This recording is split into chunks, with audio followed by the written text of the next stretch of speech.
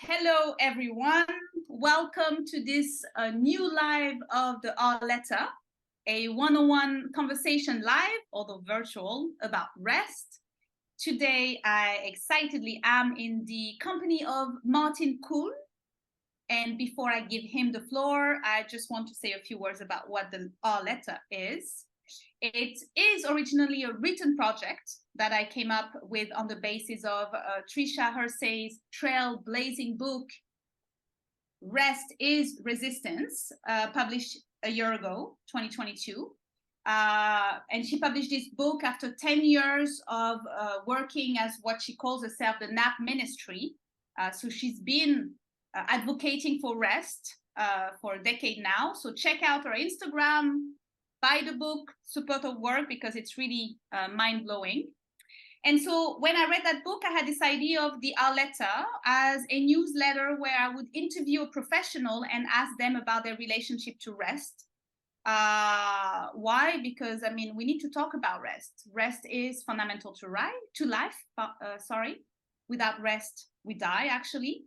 But yet, rest is not something people feel comfortable talking about, especially in the workplace, but even outside.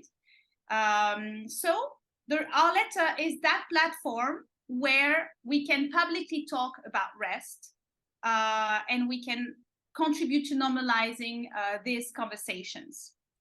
I just want to quote from Hersey's book to remind everyone that rest should be available and legitimate for everyone. As she writes in the introduction of a book, I quote, "Rest is not a privilege because our bodies are still our own, no matter what the current systems teach us. The more we think of rest as luxury, the more we buy into the systematic lies of grind culture, the type of work culture we've been socialized into accepting and into reproducing." This is me adding here. So here is to the R Letter, and today to this live R Letter, we will be talking about rest to make sure that it is available, at least as a conversation, and maybe it helps each of us, Martin, myself, and anyone that is listening, to reflect on their own rest praxis and to make sure that it exists, that it's still available to them as well, as much as possible. Of course, and that's my last point, the way we can practice rest, the way we can talk about rest is very dependent on who we are, the spaces we navigate in, the type of work we have. So it is maybe harder for some people than others, or easier for others to rest. And that is why collective forms of rest or collective forms of rest advocacy are so important, to make sure that, yes, it is indeed available and legitimate for everyone. So welcome again. And now I will stop talking for a while and I will give the floor to Martin for him to tell us, as a first question, how he is today, rest-wise or unrest-wise, and whether he can introduce himself in a few sentences.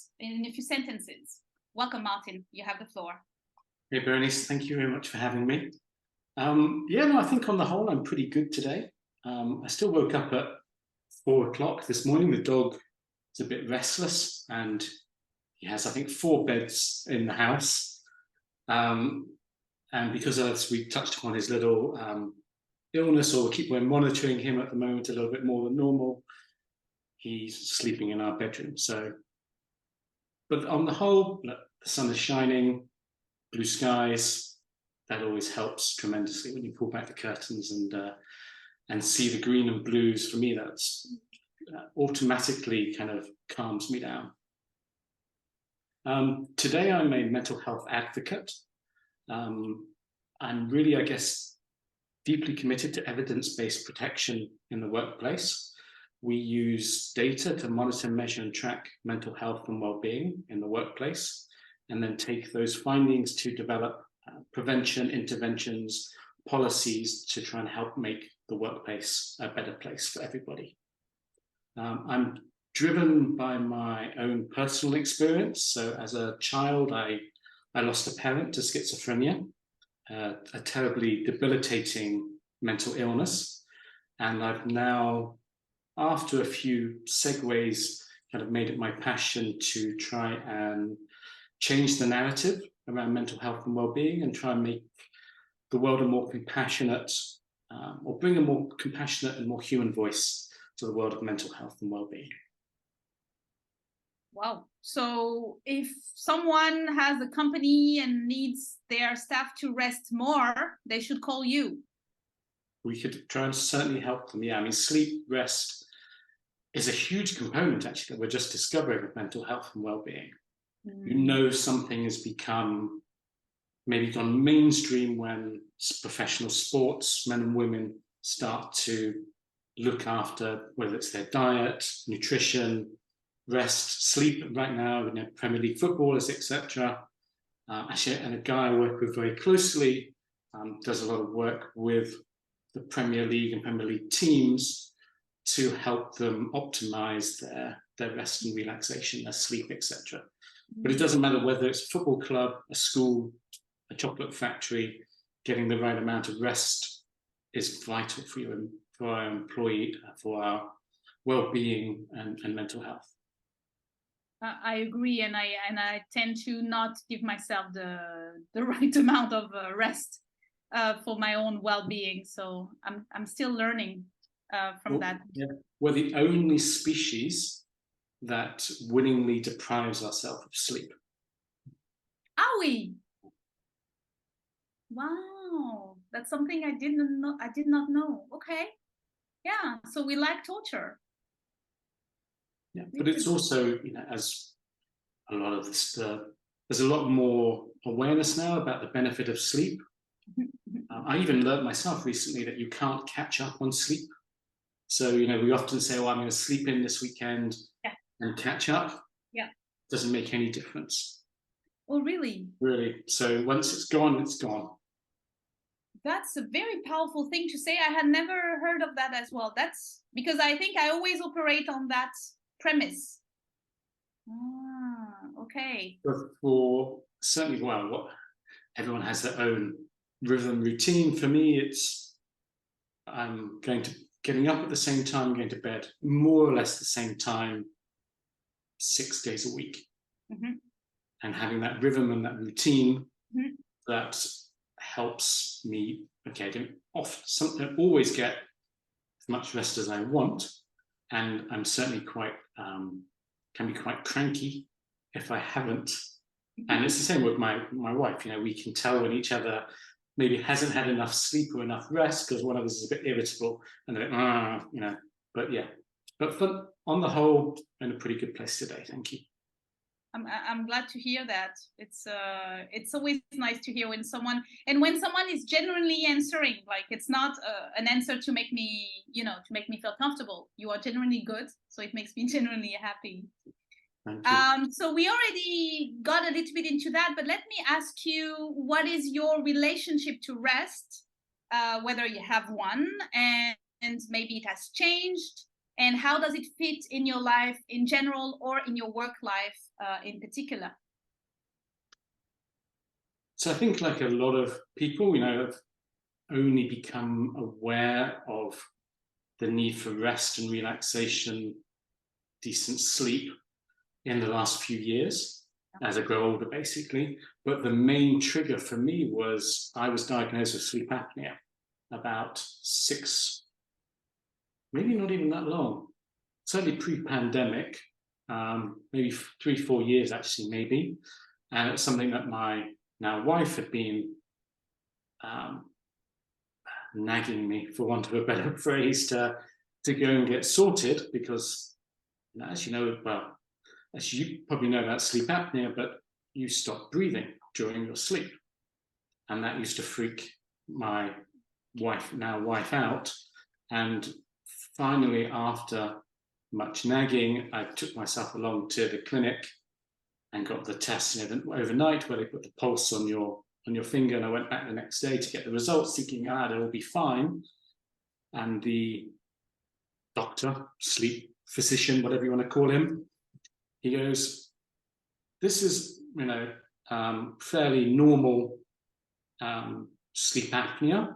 And this is kind of, he said, this is the range. So, this is fairly normal. He says, you're out here. I was an extreme case. I was having 70 instances of apnea a minute. A minute? A minute. But that means you were never breathing. Okay, this is where we'll scrub it and start again. I was having 70 instances an hour of sleep apnea. But still, that means more than one every minute. Yes. Wow. And he gave me, straight away, he gave me a CPAP machine, which basically looks like you're training to be a fighter pilot. Okay. With this mask and this big hose which goes into the machine and forces air down your airways at night. And I was lucky because there are a lot of people who get given CPAP machines and can't adjust to them. Oh, really? For me, from the very first night I used that machine, I can honestly say it changed my life. Yeah. And also my wife's life as well, because she was actually getting a decent night's sleep, not having to go and sleep in the bath as she had done in hotels on occasion because my snoring was so bad. But that really changed my life. And then it gave me a lot more energy, a lot more resilience, helped me with my own health as well and other issues. I was able to drive long distances and not fall asleep, not feel tired in the afternoon, not need naps. So yeah, for me, the trigger point of, and as men, we're not very good sometimes at reaching out for help. Doctors, we think how to be okay, it'll get better of its own accord. I was, I guess in some ways, one of the lucky ones that I got the diagnosis when I did, and I said genuinely it has changed my life for the better. I cannot imagine now a night without my machine. Wow. It's the first thing that goes into the car when we go somewhere. You can almost, as long as we've got the dog, our passports, each other, and our wallets and stuff. We're good. And and the CPAP machine, anything else doesn't matter. Yeah. So for you, that means before the machine, you didn't have a relationship to rest, and then with the machine, you connected to rest. Is that what you're saying? I think that's probably fair. Yes, and I didn't recognize the fact that I was tired a lot, that I was falling asleep in the afternoon. I put it down to poor diet or other things because I also didn't eat particularly well. But yeah, I think, and as when you're younger, when you're in 20s, you have huge amounts of energy anyway. And I don't know when I started snoring like a monster or anything. I can't say I was 25 or whatever when that happened. But yeah, I think certainly I'm much more aware now of the benefit of a good night's sleep purely through personal experience. I have much more vitality, much more energy. I can get up at 6 a.m. now, which is generally the time the dog wakes me up anyhow, not be too grumpy, and go through till 10 without needing a snooze or a little 20-minute nap. Where previously, some days I'll be sleeping 2 or 3 hours in the afternoon because I was just destroyed. Yeah, you were sleep deprived at a level that is unimaginable. Yeah. Wow. So now it's a recent relationship. Your relationship to rest is rather recent. Do you have any dreams for it? Do you envisage some specific, not goals, but is there some areas on which you would like to work? I'm so grateful for my machine, and having found the opportunity to get a decent night's sleep.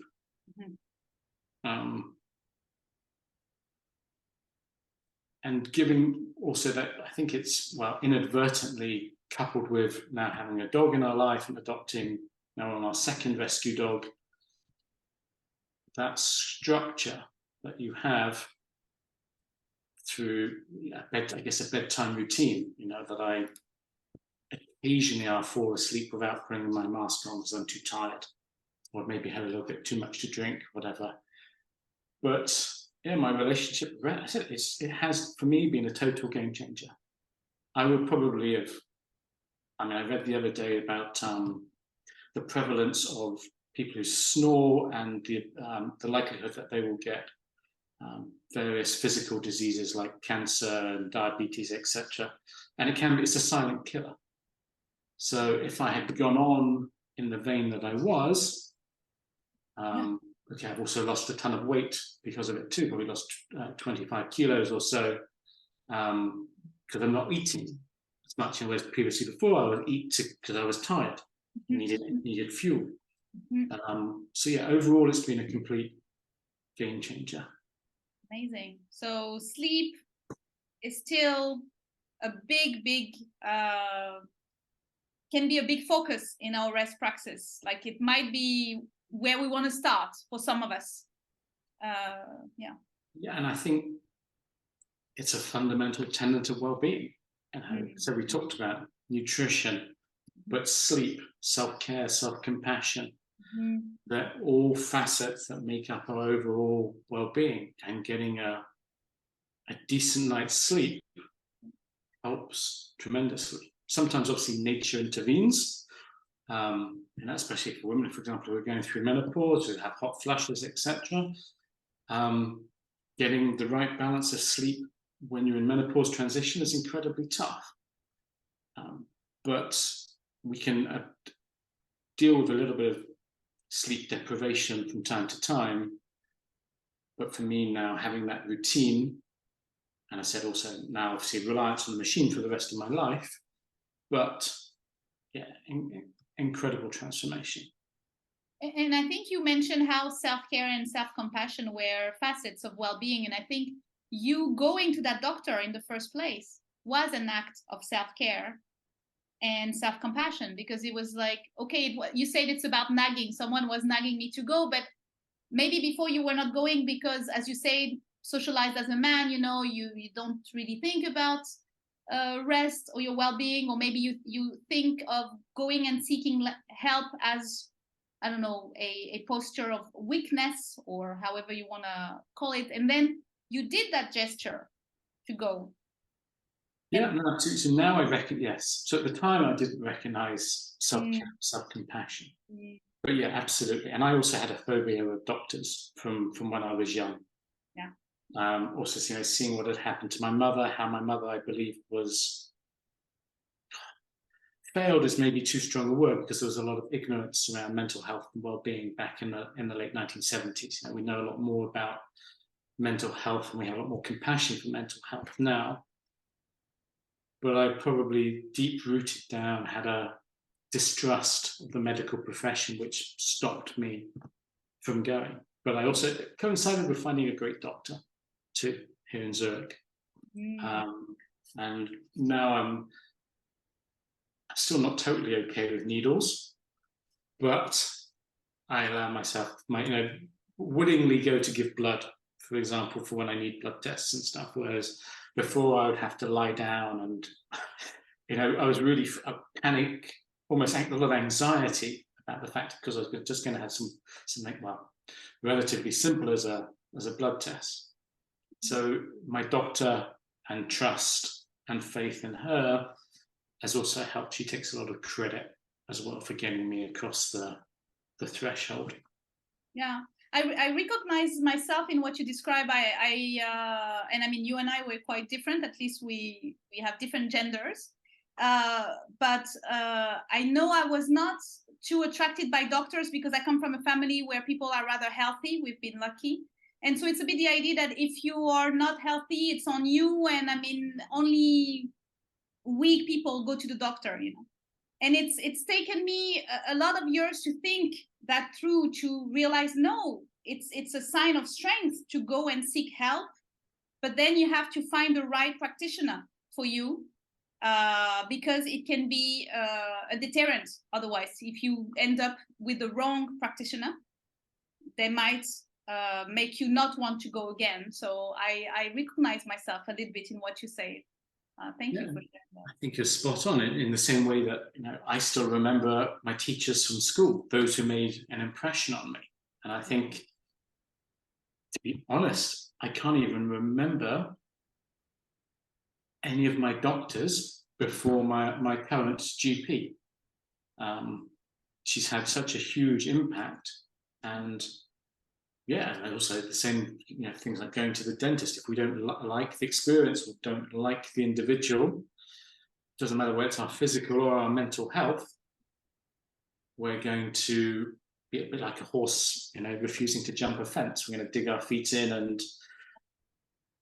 find every excuse possible to procrastinate and find reasons not to go. Yeah. And I think this also goes back to the idea of rest and well-being as a holistic notion that is, it's not only healthcare, like medical knowledge about oneself, but it's about other aspects of who we are. And when we find a practitioner, like a medical practitioner, that is able to welcome us as a whole being, you know, that is not only interested in, okay, did you have good results on your blood test, but how do you feel? And let me listen to you when you tell me how you feel, because that is also part of the diagnosis that the practitioner will do. Then I think, at least for me, this is when I react positively. I'm like, okay, this person is trying to help me care for myself. Yeah, very much. And I think certainly being in Switzerland, we're very privileged. Sure, we pay for our healthcare, you know, insurance, etc. But whenever I go and visit her, and I see her once a quarter probably, time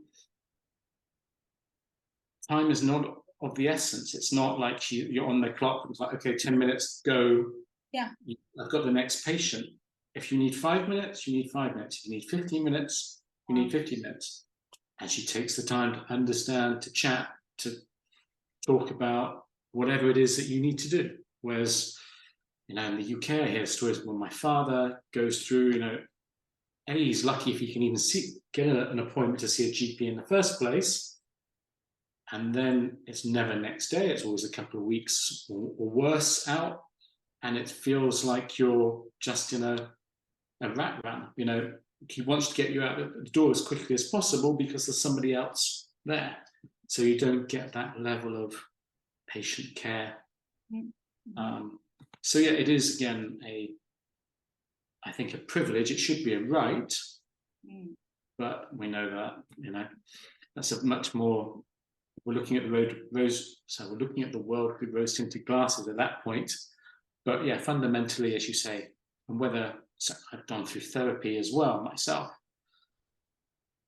There are lots of good therapists that I spoke to before I ended up on the individual I chose, but I had to find the one that was right for me, that matched, you know, when I spoke to him, our idiosyncrasies, our language connected.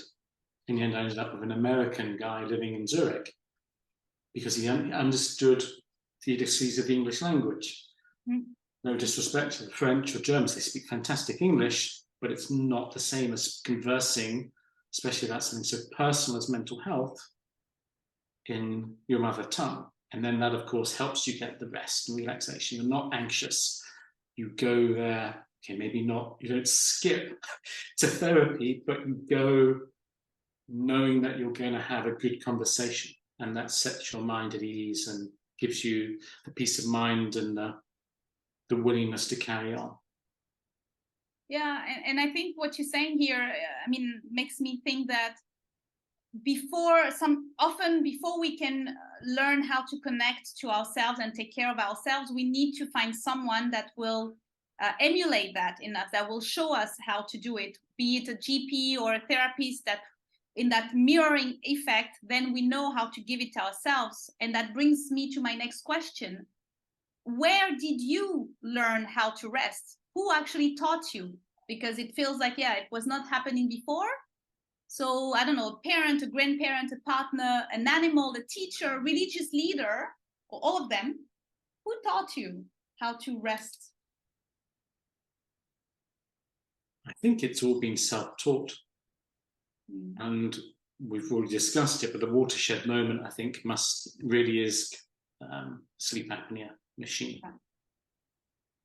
Until that point, I mean, I knew I was sleep deprived previously. And obviously you can notice, your physical changes, you put on weight, etc. But I hadn't connected it back to sleep. So ultimately, I think no one's taught me other than myself, and partly my dog as well, in terms of, dogs teach us so much about ourselves, and being patient with our first rescue dog, and now with our second little fella. Probably ultimately self-taught, but with a little bit of help along the way from a loving wife and a gentle furry friend or two. Beautiful. And I think it's beautiful that you say self-taught, because that is also a sign of, to me, self-compassion, in the sense that you give yourself the recognition you deserve for the work you've done to take care of yourself. And it's something I'm not perfect at by any stretch of the imagination. People sometimes think because you work in mental health that you really have your shit together. Yeah. And that you're this wonderful God or whatever it is. But we have just as many idiosyncrasies and struggles and challenges as the next person. We maybe have more empathy for people going through their struggles and more awareness about the topic. But mental health is a continuum. It ebbs and flows throughout life. You never have perfect mental health. And I think certainly in the last couple of years, my self-care, self-compassion has got a lot better. And also probably the trigger point was moving out of the city to the countryside about 6 years ago. That also helped me slow down a lot, because Zurich it's a city, but it's still, if you're comparing it to Istanbul or London, it's a village. It's a beautiful village, but it's generally still pretty calm. Mm-hmm. But moving to the countryside, we have cows for neighbors, for example. That really helps you slow down even more and appreciate the seasons a lot more. So, fundamentally self-taught, but with a little helping hand from the missus, the dog, and nature too. Beautiful. And would you like to share with us a specific rest practice that you've self-developed and that you've developed for yourself that works well for you, in particular when you're working, perhaps? Tell us what you do, and then maybe how you came up with it. I mean, we all react differently. So I've only been doing or evangelizing mental health and well-being, I guess, in terms of certainly as a business for the last 18 months or so. But mental health and well-being in itself is such an enormous topic, and such an emotive topic, that I recognized probably about a third of the way into my journey that come Thursday evening, Friday morning, I was just exhausted. And not physically tired, emotionally spent.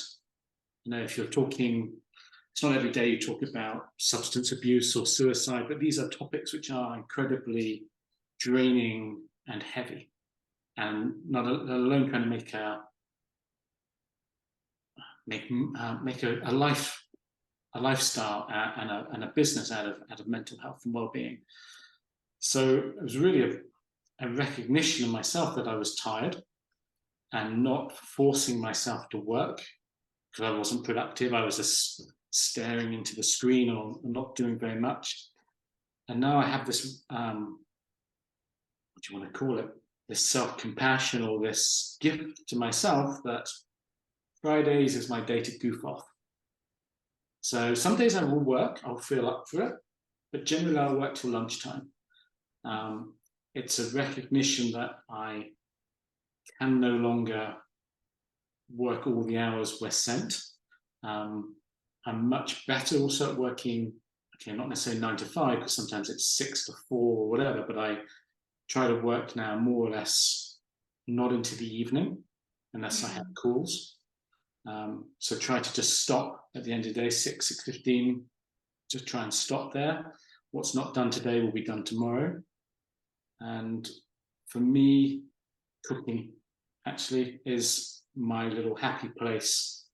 So I still use my brain, but I'm distracted by, I'm not thinking about mental health and well-being. I'm still actually improving my overall well-being, but indirectly through cooking or walking the dog, just sitting and looking at nature. Very lucky we live in the countryside, walking the dog every day, you know, great views of the Alps, etc. That's tremendous, and having a real appreciation for the nature. That's been the thing that helps ground me. I don't need to get on a plane and go and sit on the beach for 2 weeks, for example. And that works for a lot of people, and that's great. You've got to find what works for yourself. For me, in the way my brain is set up, just saying to myself, enough today, you've done as much as you can, being kind to yourself, and allowing yourself that time to go and do whatever makes you happy. For me, it's cooking, could be pottering around the garden, walking the dog. That's enough. And sometimes I'll work on a weekend, on a Sunday, for a couple of hours. As an entrepreneur, you're not in this 9 to 5 rhythm, but it's finding the routine that works for you, and just being kind to yourself and saying you can't force yourself to work. And since I kind of came around to that way of thinking, I think on the whole, I'm in a much better place. It's beautiful. I think it's a powerful thing you're sharing here, that we all have to find the right way of working for us. There is not one right way, even though the system would want that there is just one right way, which is 9 to 5, 5 days a week. But if we are lucky enough to have flexible hours or to work remotely, for example, why not allow ourselves to work at the moment that fits us the best? And I think there are lots of us that have this flexibility, that are very lucky in that way, but that will not have this constant inside monologue, like you need to work more, you haven't worked enough, like pushing. Yeah, and that's really something that we're used to, certainly since the Industrial Revolution, used to this 9 to 5 model of working. A few companies like Swiss Re, who work in reinsurance, which is not the most sexy industry by any imagination, they used to have a program that allowed the majority of their employees to do the work when they wanted to do their work. So if that for them meant going off and playing golf or going to do yoga during the day and then working in the evening, or taking care of childcare or parental responsibilities, so be it, as long as they met their objectives in the deadlines they were given. They were given the flexibility to do that. And I think that's the thing when people talk about mental health and well-being, some of the most simple things that we can do that in our power to gift to those that work for us is flexibility. It costs a company nothing to have a flexible attitude. And yet so many companies want to see your bum on a seat there 9 to 5.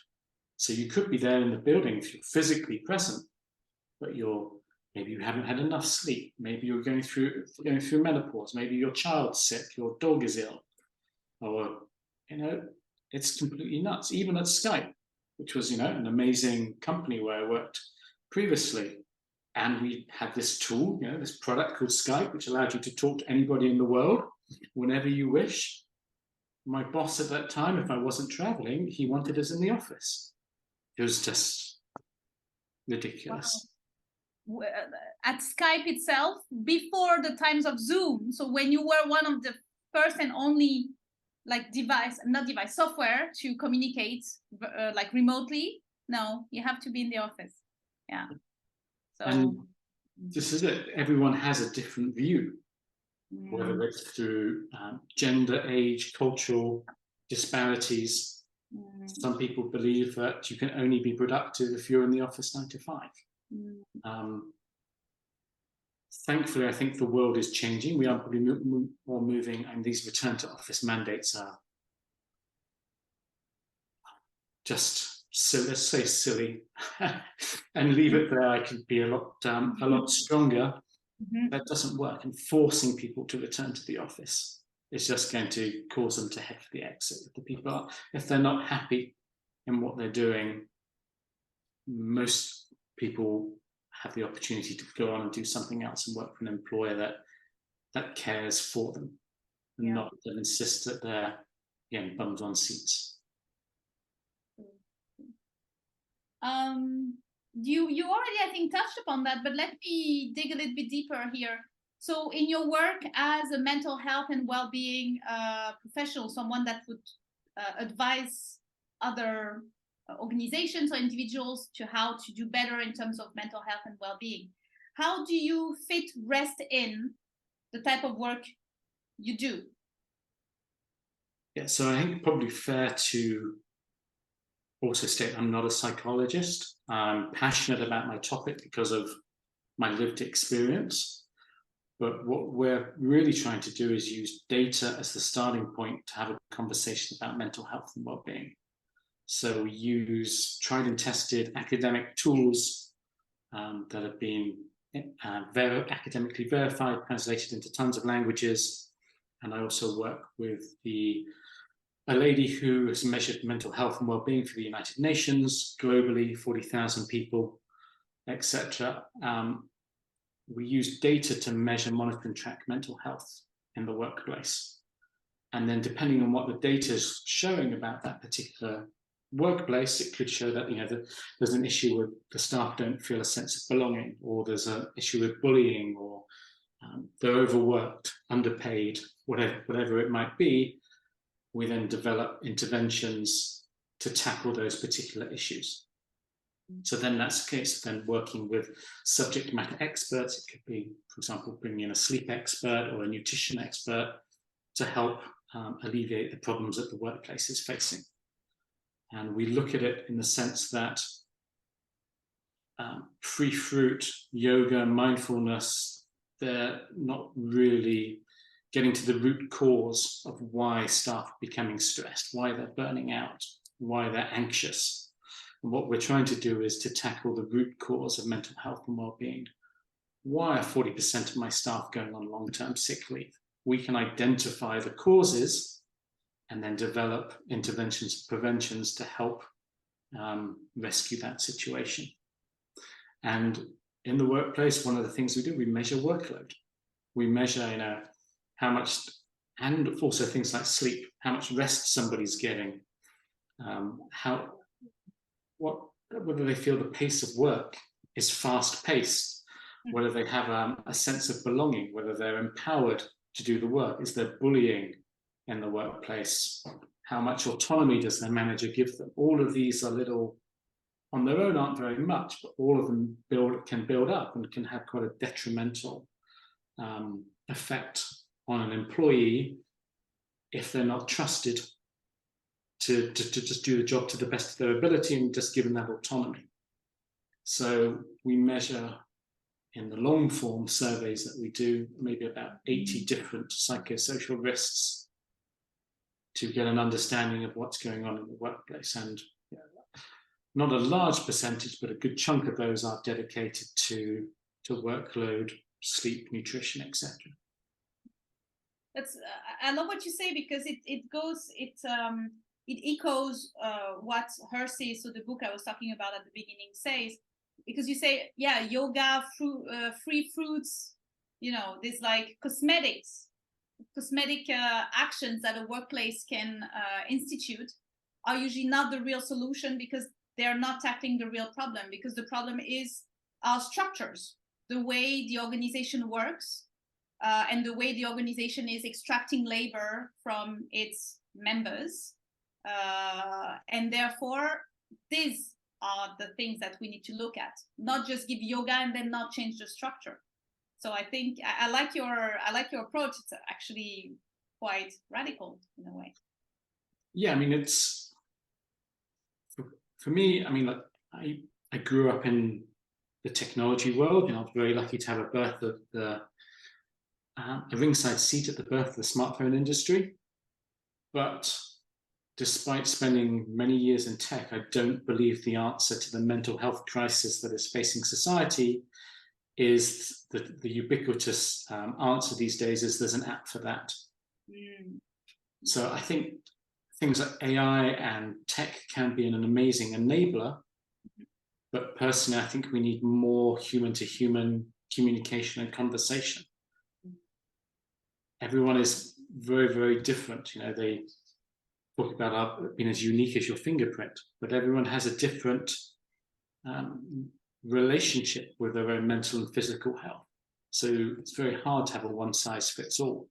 Whereas the way we track and we measure and monitor data is that we can say, for example, for men aged 45 to 54, this set match this set of criteria, this is the set of interventions that will help them, bring them more or a greater awareness of well-being in the workplace. Whereas actually for these Gen Z females, you need to be doing this. So it's also recognizing that it's not a one-size-fits-all.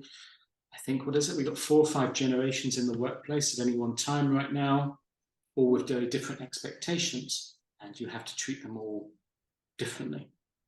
And the employers that respect their staff, understand that they have a duty of care to those staff, will be the ones that will be successful ultimately. And we go back to what we said at the beginning when we were talking. You were sharing one practice, one rest practice that works for you. You said it's my rest practice, but it might not work for someone else. So be it at an individual level or at a collective level, it is about designing solutions that work for everyone, in the sense of working for each of every one of us. Yeah, very much. And what will work for one company won't work for the next. As well. You know, companies are living, breathing organisms. Some are massive multinationals turning over billions. Some are maybe, you know, a small SME of 50 people or 200 people, whatever. There's no one-size-fits-all model. And just because one way of working, for example, the 4-day work week, personally, I think is fascinating. Yeah. Certain company cultures that will work really well in, and certain industries too. But in others, it's not fit for purpose. So it's finding what works for you and then doing more of that. What works for you and doing more of that. I love that.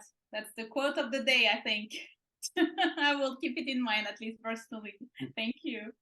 And so now we are reaching soon the end of this conversation, which has been lovely. Let me ask you a bit of a more fun question. I would love for you to to share a picture, a video, a music, or any other cultural, non-cultural artifact that represents rest. Share it with us. I mean, yeah, I'm curious. It's one of the dog. It's probably would be my better half and the dog, but I'm not sure my better half will be happy sharing the photo, but it'll be the dog. And you look through my photo stream, you know, all our photos of the last 10 years or something since I gravitated to an iPhone. Inevitably, there's this black furry mass in the majority of our photos, because as we touched on at the beginning, we have an unwritten rule in our house that we only adopt black dogs and old dogs, mainly because it's a horrific statistic, but black dogs and cats are 4 times less likely to be selected when they're in a shelter than maybe, let's say, a golden Labrador, etc. Yeah. People have unconscious bias around black dogs. Yeah. And our first rescue dog, Massa, who we adopted, wow, probably about 8 years ago now, she was 9 when we found her in the shelter, and she had had 1 visitor in 6 months. Wow. And she was the sweetest, most gentle thing.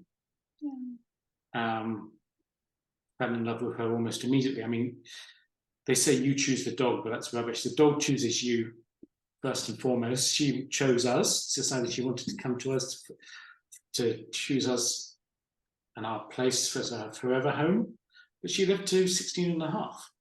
Oh, and she was, at that time, a huge part of both our lives, but I had been struggling a little bit with my mental health and well-being, so she helped get me back onto a stable footing as well. So, and I can't imagine now not living my life without a black ball of fur at my feet. I mean, the dog, you can't see this now, but he's behind me snoring away. And yeah, so I think ultimately, coming back to your point, a photograph will be one of many, but there will be a black ball of fur somewhere in those photos. That's what makes me happy.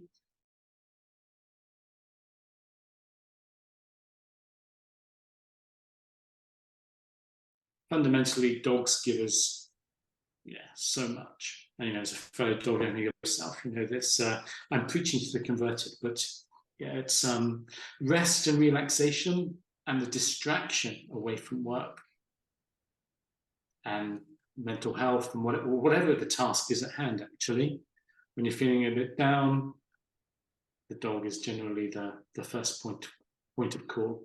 Yeah, they're great. I mean, we go and rescue them in shelters, and they rescue us back, at the same time. Although I did find out the other day, dogs apparently don't love us unconditionally. Oh, you're crushing my world right now, Martin. This was not planned in that conversation here. I'll send you the link afterwards. There was 6 myths that were busted by Psychology Today. And without ruining, or spoiler alert, one of those 6 myths that they busted is dogs do not love us unconditionally. Oh man, I'm gonna look at my dog differently just now. Okay, looking forward to reading that article. Sure, happy to share it with you. I'm a bit scared now. So she's not been loving on me unconditionally like I thought. I need to be a better human then. Thanks for sharing that. And now, so we came to the last question I had for you, which is maybe a hard one, but I think one of my favorite ones. I believe that we are all ancestors in becoming. And I learned that from 2 thinkers, Ada Paris and Shiva Rufe. And I was wondering, for you as an ancestor in becoming, therefore someone's potential rest teacher, what would be the rest lesson, if you had to choose one, that you would like to leave as a legacy? As you'd say, it is a tough one. Yeah, sorry.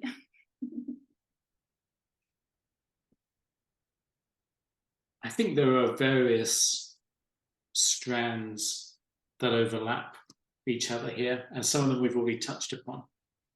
But for me, as I now move forward on my mental health journey, looking after my own mental health, but obviously, of course, trying to help bring a more human and compassionate voice to the topic of mental health and well-being, I'm much more in sync with my own mental health and well-being than perhaps I've ever been. And I have a much greater level of awareness about that, in terms of what makes me happy, what makes me sad, what are my triggers.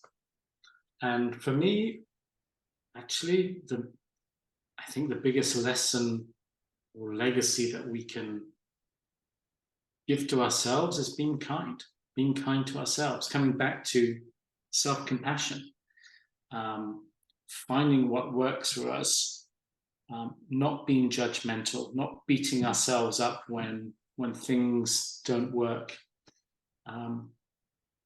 Just living in the moment. Actually, I've used to think, oh, I'd come off a call and I should have said this or I should have done that. And of course, we all will always still beat ourselves up. That's part of being human beings. We're not perfect. We still have our own flaws and idiosyncrasies. But certainly, actually, self-compassion, I've learned that a lot through adopting dogs, and the patience and the time that you need to give the dog, especially when they come out of a shelter, they've been adopted, they've had sometimes they have a pretty okay life, but the two that we've adopted have had pretty tough pasts. We found out, for example, purely by accident, that our previous dog had a bullet lodged in her when she went for an x-ray about something. A bullet is maybe a bit extreme, but a shotgun pellet. That the tissue had grown around. You could never remove it. It was there. It was benign. But we know she was abandoned. And somehow she ended up in Switzerland. We would love to know her life story of how she got to be in that shelter and coming into our lives.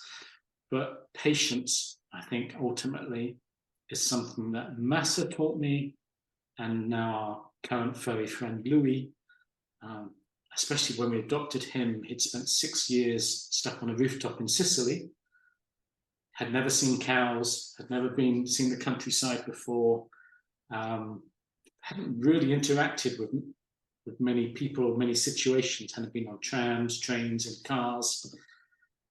And when he came to us, he was like the Tasmanian devil. He was this whirlwind of energy because he was decompressing. He was finding his own place. And we went from dealing with our last dog, Massa, who was the calmest, gentlest, had so much self-determination. You'd walk off leash with her everywhere. I'd be walking in the field, and I'd turn around, and the dog she'd turn around. She was going home. She was like, "Dad, had enough. I'm going back for a rest." So you deal with that very peaceful, calm individual to this boy who comes into our life. Okay, so boy's 8 now, so he's still old in dog years. But the first 6 months were hell. He would pee on the curtains. He would wake you up at 5 a.m. Just this constant ball of energy, needing attention, needing love, needing reassurance. And at the time, the first 2 weeks we had him, he had us both in tears, especially my wife, because we were so not used, didn't know how to deal with this energetic dog that just needed reassurance and a hug, not just like you and I, just want some TLC at the end of the day. And patience, I guess you learn through doing. And both my dogs, our dogs that we've been very lucky enough to have come into our lives, have taught us a lot about patience, a lot about living in the moment, about appreciating what we have, the simple things in life. Walking the dog every morning and every evening. I'm very lucky that we live in the countryside, great views of the Swiss Alps, etc. in the distance, but just appreciating everything that's in front of you, appreciating the sunsets, appreciating the sunrises, appreciating when it's foggy, appreciating the seasons. Because when you have a dog, you can't be on your device or on your reading a book or whatever. You have to be with them. If you're going to be there, you have to be there. And I think certainly having an animal for me has helped me appreciate and slow down an awful lot and just be thankful for what I have, thankful for health.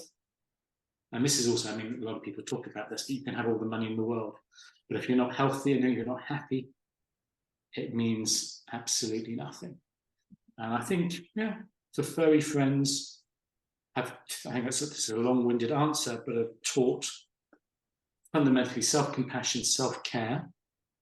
And it's something I learn every day. I learn something else about the topic, either directly or indirectly through my work.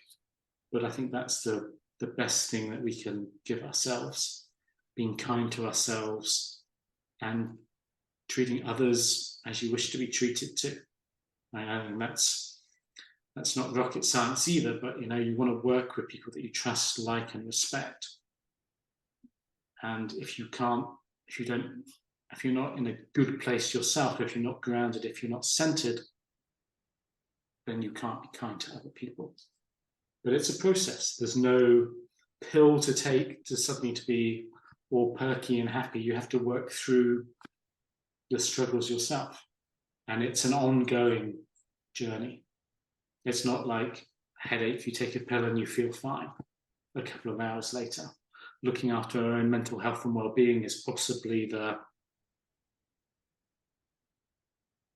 best thing, the best lesson we can give ourselves, I would say.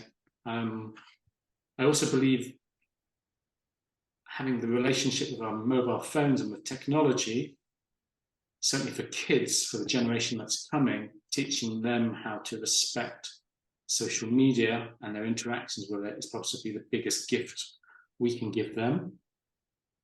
But for in the here and now, just being kind to yourself, self-care, self-compassion, probably the biggest gifts we can give ourselves. Beautiful. Thank you. I feel very appeased listening to you. And it's beautiful because I started the question with being an ancestor, you leave a legacy or you give a lesson, and then you transformed it into giving a gift.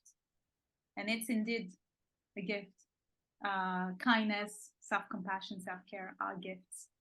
So I hope that all of us can gift more of that to ourselves. Maybe through adopting a little furry friend, because it seems to be extremely impactful in terms of learning, or finding the ways that work for you and doing more of that for yourself, as you were saying earlier. Thank you very much, Martin. That was extremely rich and appeasing. Like, I feel good. I feel good now. It's interesting. You gave me peace. So thank you. I hope it was a good experience for you too. Yeah, great. Very enjoyable, thank you. Yeah, I think it's also when you're in a good place yourself, you know, when you're happy with your lot. As a society, I think we put too much store on material things. Fast cars, yeah, you might get an adrenaline buzz or whatever, you know, these eating in fancy restaurants, staying in nice hotels. We're kind of appeasing our mental health and well-being for a little bit, but I don't believe they're the long-term route to happiness. And being in peace with yourself, I think is, look, I'm in a good place right now. I can't say that I won't fall off the wagon. And in a few months' time, this is mental health. You have your good days and bad days. But yeah, no, it's been great talking. So thank you very much for having me. Oh, my very pleasure, really. And please, everyone, I will, of course, link Martin's LinkedIn, and then you can have access also to the website of his company to check out more of what he does in terms of mental health and well-being, because yes, we all need more of that. And even more so maybe the organizations we work in. So thank you for the work you do, Martin, really. Thank you, everyone. And to the next letter. Bye-bye. Yeah, thank you.